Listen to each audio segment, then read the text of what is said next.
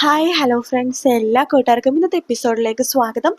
അങ്ങനെ നമ്മുടെ രചന നമ്മുടെ ആദിക്ക് ഭക്ഷണം വിളമ്പി കൊടുക്കുക കേട്ടോ. രചന പറയുന്നുണ്ട്, ഞാൻ സ്കൂളിൽ ഒരു കംപ്ലൈന്റ് കൊടുത്തിട്ടുണ്ട്, സൂരജ് മോനെ പിടിച്ച് അടിച്ചു എന്ന് പറഞ്ഞിട്ട്. ഇന്ന് ഹെഡ് മിസ് ഒരു ചെറിയൊരു മീറ്റിംഗ് വെച്ചിട്ടുണ്ട്, എന്തായാലും അവിടെ നമുക്ക് പോയേ പറ്റൂ എന്ന് പറയാണ്. എനിക്ക് അവനോട് ദേഷ്യമാണ്, ആ സൂരജിനോട്. അവന്റെ മൂക്കിടിച്ച് ഞാൻ പരുത്തും. മോനെ അതൊന്നും വേണ്ട കേട്ടോ എന്ന് പറയാണ്. എനിക്ക് അവനോടല്ല ശരിക്കും പറഞ്ഞ ദേഷ്യം, അവരോടാ. ആ ഇഷിത എന്ന് പറഞ്ഞ അവരോട്, എൻ്റെ അച്ഛനെ മയക്കിയെടുത്ത് കൈക്കലാക്കി കല്യാണം കഴിച്ച അവരോട്. മോനെ എന്തായാലും ഇന്ന് നമുക്ക് പോയേ പറ്റൂ. ശരി അമ്മേ എന്ന് പറയാണ്. ആ സമയത്ത് നമ്മുടെ ആകാശ് അങ്ങോട്ടേക്ക് വരുന്നുണ്ട്. ആകാശ് വരുമ്പോഴേക്കും നമ്മുടെ രചന ചോദിക്കേണ്ട, ആകാശ് ഇത് എവിടേക്കാ പോകുന്നത്? ഞാൻ ഒരാളെ മുഖം കാണിക്കാൻ വേണ്ടി പോവാ. ഞാൻ തന്നോട് പറഞ്ഞില്ലേ, ഹിന്ദുസ്ഥാൻ കമ്പനിയുടെ അഡ്വർടൈസ്മെന്റിന്റെ ഹെഡ് അരുന്ധതി മാഡം ഇവിടെ ക്വാർട്ടേഴ്സിൽ വന്നിട്ടുണ്ടെന്ന്. അവരവരുടെ ആ ഒരു ബിസിനസ്സും കാര്യങ്ങൾക്ക് വേണ്ടി വന്നതാണ്. അവരൊന്ന് മുഖം കാണിക്കാൻ വേണ്ടി പോണേണ്. എന്താ, എനിക്ക് മുഖം കാണിച്ചാൽ കൊള്ളില്ലേ? കാണിക്കാൻ കൊള്ളാവുന്ന മുഖം ആയത് കൊണ്ടിട്ടാണല്ലോ ഞാൻ മഹേഷിനെ ഉപേക്ഷിച്ച് ആകാശിനെ കൂടെ വന്നത്. മഹേഷ് ഒരു തണുപ്പനാണ്. അപ്പൊ ഞാനൊരു ചൂടനാണെന്ന്. അപ്പോ തണുപ്പനെ മാറ്റി ചൂടിനടുത്തേക്ക് വന്നതല്ലേ? അതെ എന്ന് പെട്ടെന്ന് രചന ചിരിക്കാണ്. എന്തായാലും ഒന്ന് പോയി കാണോടോ, അല്ലെങ്കിൽ ശരിയാവില്ല. മഹേഷിന്റെ കമ്പനി വിറ്റ് അത് വാങ്ങുന്ന കാര്യമൊക്കെ പറഞ്ഞിരുന്നല്ലോ, അതിനെ കുറിച്ചൊക്കെ ഒന്ന് സംസാരിക്കണം എന്ന് പറയാണ്. ഞാനേ ഇന്ന് ആദ്യയുടെ സ്കൂൾ വരെ ഒന്ന് പോകും കേട്ടോ. അതെന്താ? അല്ല, ചെറിയൊരു മീറ്റിംഗ്, അതിനാ വേണ്ടിയിട്ട്. അല്ല, താൻ മഹേഷിനെ വിളിച്ചോ? ഇല്ല. എന്തിനാ അയാളെ വിളിക്കണത്? എടോ, വിളിക്കണോടോ. കഴിഞ്ഞ പ്രാവശ്യം അഡ്മിഷന് വേണ്ടി അവനെ വിളിച്ച് നാണം കെടുത്തില്ലേ, അതുപോലെ തന്നെ അവനെ വിളിക്കണം, എന്നിട്ട് നാണം കെടുത്തണം. അപ്പോഴേക്കും ആദ്യം അങ്ങോട്ടേക്ക് വരുന്നുണ്ട്. Hi uncle. മോനെ അതെ ഇന്ന് സ്കൂളിലേക്ക് പോവല്ലേ? അതെ. പോകുമ്പോഴേ ആ മഹേഷിനെ കൂടി വിളിക്കണം. അഡ്മിഷൻ വിളിച്ചിട്ട് അവനെ നാണം കെടുത്തിയില്ലേ, അതുപോലെ അവനെ നാണം കെടുത്ത. അങ്കിള് പറഞ്ഞാൽ ഞാൻ അതുപോലെ തന്നെ ചെയ്തോളാം എന്ന് പറയണം. അവനൊരു 8ന്റെ പണി തന്നെ കൊടുക്കണം മോനെ എന്ന് നമ്മുടെ ആകാശ് പറയുമ്പോഴേക്കും നമ്മുടെ ആദ്യം പറയണ്ട്, അങ്കിളെ 8ന്റെ അല്ല 16ന്റെ പണിയാ ഞാൻ കൊടുക്കാൻ പോണം. 16ന്റെ. ശരിയെങ്കിൽ എന്നാ പോയിട്ട് വരാം എന്ന് പറഞ്ഞിട്ട് ആകാശ് അവിടെ നിന്ന് പോവാണ്.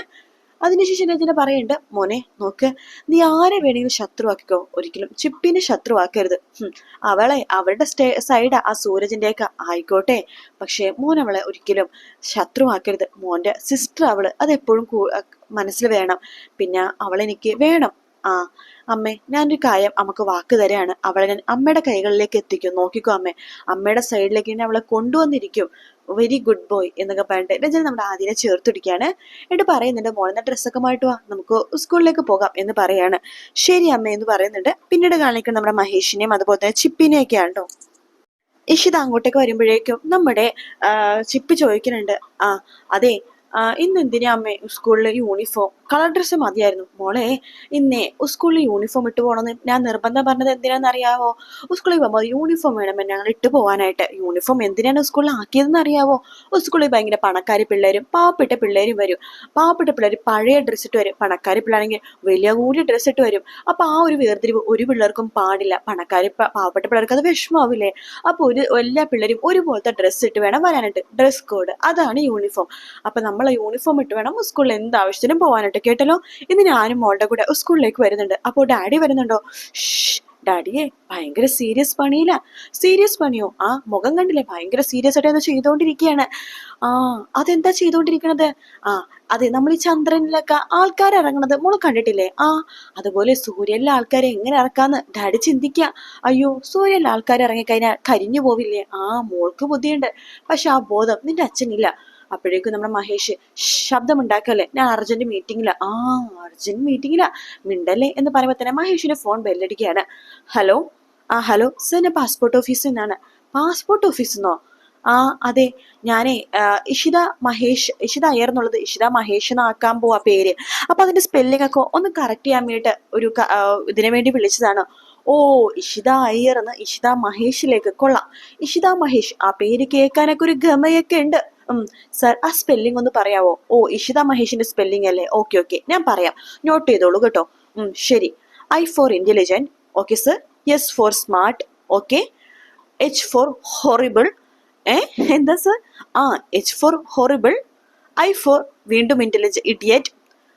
പിന്നെ T for tiger. H for headache എന്നൊക്കെ പറയാണ്. അത് കേൾക്കുന്നത് ഇഷ്ടക്കാർക്ക് ദേഷ്യം വരുന്നുണ്ട് കേട്ടോ. അതിനുശേഷം A for ആറ്റിറ്റ്യൂഡ് എന്ന് പറയാണ്. ഓ എന്ന് പറഞ്ഞിട്ട് വേഗം തന്നെ ഇഷിത വേഗം ആ ഫോൺ കൈപിടിച്ച് മേടിക്കാണ്. ഇനി മഹേഷിന്റെ സ്പെല്ലിംഗ് നിങ്ങൾക്ക് അറിയണ്ടേ? വേണം madam. M4 monkey. M4 monkey. എന്തൊക്കെയാ മാഡം പറയണത്? നോട്ട് ചെയ്തോളൂ. A4 animal. Okay madam. പിന്നെ H4 horrible. Okay. E4 idiot. E4 വേറെ എന്തൊക്കെ പറയോട്ടെ? എലിഫന്റ് എന്ന് പറയും. അങ്ങനെ ഓരോന്നൊക്കെ സ്പെല്ലിംഗ് പറഞ്ഞുകൊണ്ടിരിക്കുകയാണ്. അത് കേൾക്കുമ്പോഴേക്കും അവര് പാസ്പോർട്ട് ഓഫീസിലെ ഗേൾ ഇങ്ങനെ ചിരിച്ചുകൊണ്ടിരിക്കുക കേട്ടോ. ആ സമയത്ത് നമ്മുടെ മഹേഷ് ഫോം മേടിച്ചിട്ട് ഇങ്ങനെ കട്ട് ചെയ്യുവാണ്.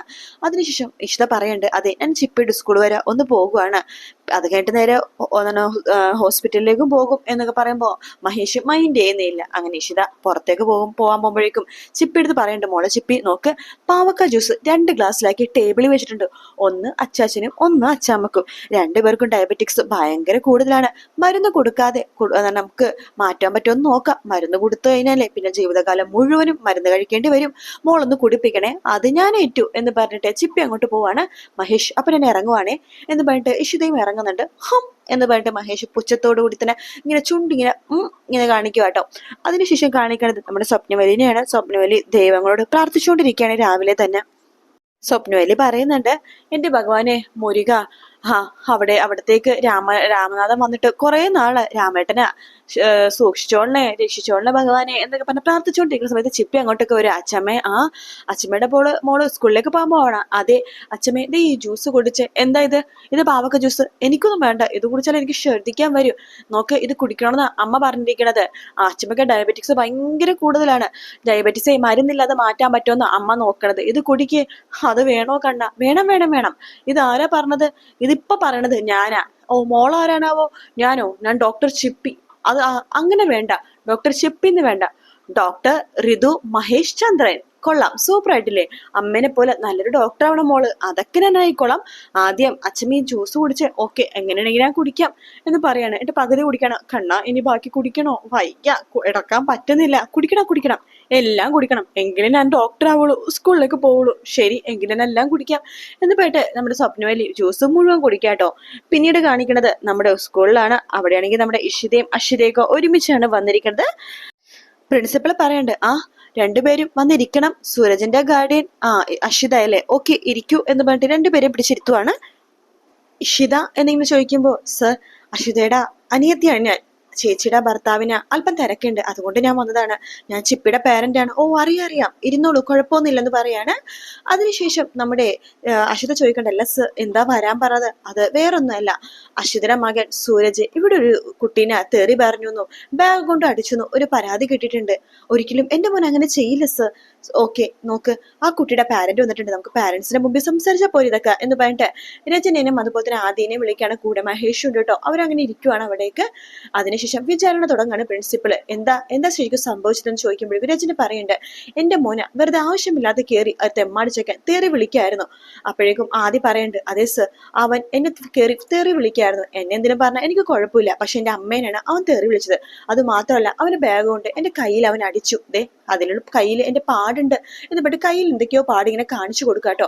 അതിനുശേഷം നമ്മുടെ അഷിത പറയുന്നുണ്ട്, ഇല്ല സർ, എന്റെ മോൻ ഒരിക്കലും ഇങ്ങനെ ചെയ്യില്ല. അഥവാ അവൻ തെറി വിളിച്ചിട്ടുണ്ടെങ്കിൽ അവൻ അതിന്റെ അർത്ഥം അറിയാതെ പറഞ്ഞതായിരിക്കും എന്ന് പറയാണ്. ആദ്യം പറയുന്നുണ്ട്, ഒരിക്കലും ഇല്ല, അവൻ മനഃപൂർവ്വം എന്റെ അമ്മേനെ തെറി വിളിച്ചതാണ്. അവന്റെ ഇളയമ്മ എന്ന് പറഞ്ഞത് ഈ ഇഷിതയാണ്, എന്റെ ഡാഡിയുടെ 2ാം ഭാര്യ. അവരത്ര നല്ലതൊന്നല്ല, അവര് പറഞ്ഞിട്ടായിരിക്കും അവൻ അങ്ങനെയൊക്കെ ചെയ്തത് എന്ന് പറയാണ്. അപ്പോഴേക്കും നമ്മുടെ രചന പറയുന്നുണ്ട്, ആദി ഒരിക്കലും അങ്ങനെ പറയരുത്. നോക്ക്, നിന്റെ ഡാഡി നല്ല മനുഷ്യനാണ്. നിന്റെ ഡാഡി ഇപ്പോഴും എന്റെ അമ്മയുടെ കാര്യങ്ങൾ ഒരു കുറവും വരുത്തിയിട്ടില്ല. ഞങ്ങൾ ഒരു ഫാമിലിയാണ്, അമ്മയും ഡാഡി മോനും, കേട്ടല്ലോ. അതുകൊണ്ട് നിന്റെ ഡാഡിനെ ഒന്നും പറയരുത് എന്നിങ്ങനെ പറയാണ്. അത് കേൾക്കുമ്പോഴേക്കും പ്രിൻസിപ്പൽ പറയുന്നുണ്ട്, ഓക്കെ, നമ്മൾക്കൊരു കോംപ്രമൈസ് ആയിക്കൂടെ എന്ന് പറയുമ്പോൾ രചന പറയുന്നുണ്ട്, എന്ത് കോംപ്രമൈസ് സർ എന്ന് പറയുമ്പോൾ തന്നെ ഇഷിത പറയുന്നുണ്ട്, സർ, ഒരു കോംപ്രമൈസ് ആണെങ്കിൽ പോലും സൂരജിന്റെ ഭാഗത്തുനിന്ന് സൂരജിന് എന്താ പറയാനുള്ളതെന്ന് കേൾക്കേണ്ടതല്ലേ? പെട്ടെന്ന് തന്നെ നമ്മുടെ രചന പറയുന്നുണ്ട്, എന്തിനാ സൂരജിനെ വിളിക്കണം?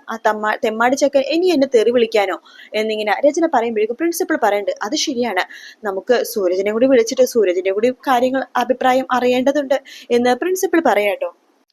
അങ്ങനെ സൂരജിനെ വിളിപ്പിക്കുന്നുണ്ട്. സൂരജിന്റെ കൂടെ തന്നെ ചിപ്പിയും വരുന്നുണ്ട്. പ്രിൻസിപ്പൾ ചോദിക്കണ്ടേ, അല്ല ചിപ്പി എന്തിനാ വന്നത് എന്ന് ചോദിക്കുമ്പോഴേക്കും അത് ഞാനാണ് അടുത്തുണ്ടായിരുന്ന സർ, ഞാനാണ് ഈ കാര്യങ്ങളൊക്കെ കേട്ടത്. ഓ വിക്ടം അല്ലേ? അതെ. ഓ എന്നാ എന്ത് പറയൂ, എന്താ സംഭവിച്ചതെന്ന് ചോദിക്കുമ്പോഴേക്കും നമ്മുടെ ആദി ചിപ്പി എടുത്ത് പറയുന്നുണ്ട്, ചിപ്പി നിന്റെ ചേട്ടൻ ഞാനാണ്, എന്റെ കൂടെയാ നിൽക്കേണ്ടത്. സോറി ആദി ചേട്ടാ, ചേട്ടന്റെ കൂടെ നിൽക്കാൻ എനിക്ക് പറ്റില്ല, ഞാൻ സത്യത്തിന്റെയും നീതിയുടെ കൂടെ നിൽക്കുള്ളൂ, അങ്ങനെ നിൽക്കണമെന്ന് എന്റെ അമ്മ എന്നെ പഠിപ്പിച്ചിരിക്കണത്, എന്റെ ഇഷിതാമ്മ എന്ന് പറയാണ്. അതിനുശേഷം ആ പ്രിൻസിപ്പളിനോട് നമ്മുടെ ചിപ്പി പറയുന്നുണ്ട്, സർ ശരിക്കും സംഭവിച്ചത് എന്താന്ന് വെച്ച് കഴിഞ്ഞാൽ എന്ന് പറഞ്ഞ് നടന്ന കാര്യങ്ങളെല്ലാം തന്നെ പ്രിൻസിപ്പളോട് പറയാട്ടോ. സീനിയറായ ആദിചേട്ടനും ഫ്രണ്ട്സും കൂടി നമ്മുടെ സൂര്യചേട്ടനെ റാഗ് ചെയ്താണ് സർ.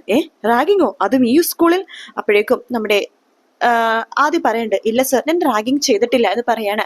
പെട്ടെന്ന് തന്നെ മഹേഷ് പറയണ്ട്, മോനെ ആദി നീ ഇത് കള്ളം പറയില്ലെന്ന് എനിക്ക് നന്നായിട്ട് അറിയാം, പക്ഷെ നിന്റെ കൂടെ 2 പിള്ളേരും കൂടി ഉണ്ടായല്ലോ, അവരെയും കൂടി നമുക്ക് വിളിച്ചാലോ? വേണ്ട വേണ്ട, അവരൊന്നും വിളിക്കണ്ട സർ, ക്ഷമിക്കണം, ഞാൻ റാഗ് ചെയ്ത് തന്നെയാ എന്ന് ആദി പറയാണ്.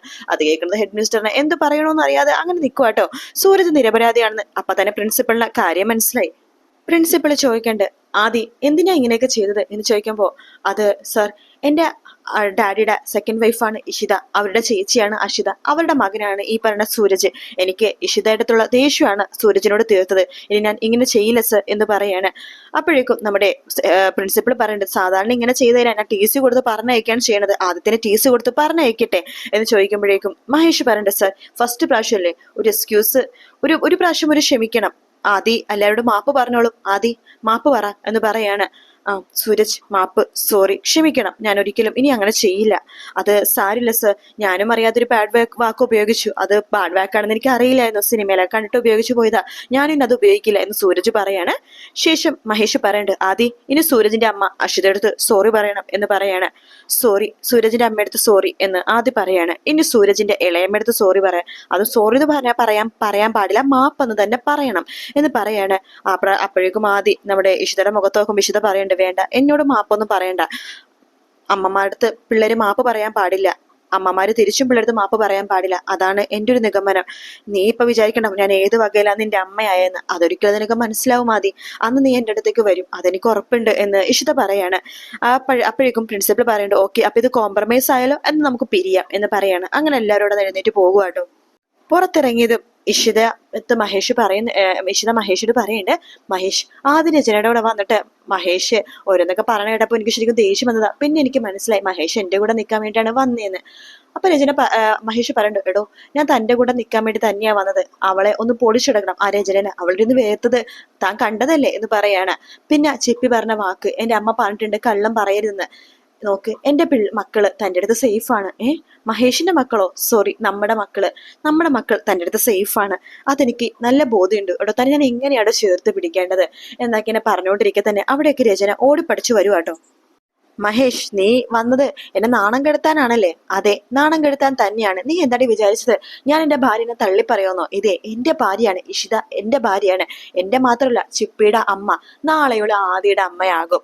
അത് മാത്രല്ല എനിക്കും ഇഷിതക്കും മക്കളുണ്ടാകും, അവരുടെ അമ്മയാവും ഇവള്. പക്ഷെ നിനക്ക് മക്കളുണ്ടായത് എന്റെ കഴിവ് കൊണ്ടിട്ടാണ്, അത് നീ ഓർക്കണം. ആദിയുടെയും ചിപ്പിയുടെ അച്ഛനെ ഈ ഞാനാണ്. പക്ഷെ ഇനി നീ ഗർഭിണിയായാലേ അത് അവിഹിത സന്തതിയാവും. പക്ഷെ ഇഷിത ഗർഭിണിയായാൽ അതിനൊരു അച്ഛനുണ്ട്, ഈ ഞാൻ. പക്ഷെ നീ ഗർഭിണിയായാൽ അവിഹിത സന്തതിയാ. എന്തു പറഞ്ഞു നീ എന്ന് പറഞ്ഞിട്ട് രചന മഹേഷിനെ അടിക്കാൻ വേണ്ടി കൈ നോക്കുമ്പോഴേക്കും വേഗം തന്നെ ഇഷിത രചനയുടെ കൈ പിടിച്ച് തിരിക്കുവാട്ടോ.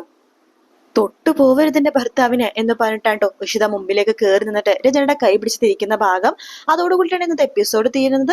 നാളത്തെ പ്രൊമോയില് കാണിക്കുന്നത് ആകാശ് മഹേഷിനോട് പറയുന്നുണ്ട്, എടാ നീ പാദസേവ ചെയ്യാൻ വേണ്ടി വന്നിരിക്കണം അരുന്ധതി മാഡത്തിന്റെ, അത് നീ വന്നിട്ട് ഒരു കാര്യമില്ലടോ, ഞാൻ ഡീലൊക്കെ ഉറപ്പിച്ചു, ഹിന്ദുസ്ഥാൻ കമ്പനി ഇനി എനിക്ക് സ്വന്തം എന്ന് പറയുമ്പോൾ മഹേഷ് ആകെ ഷോക്ക് അടിച്ച പോലെ ആകുവാട്ടോ.